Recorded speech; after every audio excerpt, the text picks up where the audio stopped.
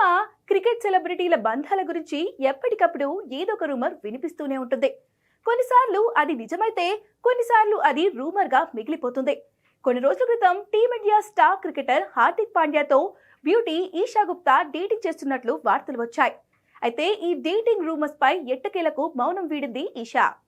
హార్దిక్ పాండ్యాతో ఉన్న రిలేషన్షిప్ ఏంటో కుండ బదులు కొట్టింది. హార్దిక్, నేను 2 నెలల పాటు మాట్లాడుకున్నా. 1-2 సార్లు బయట కలిసాం, కానీ అది డేటింగ్ కాదు.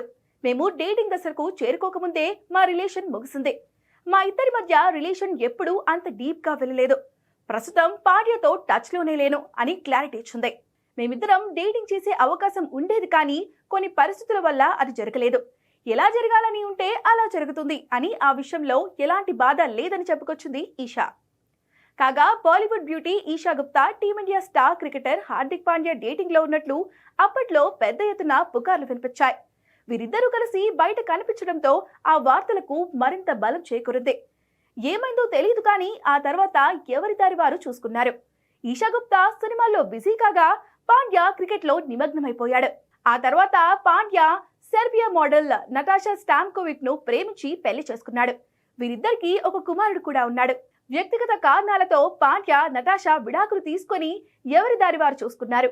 ప్రస్తుతం పాండ్యా సింగిల్ గానే ఉన్నాడు.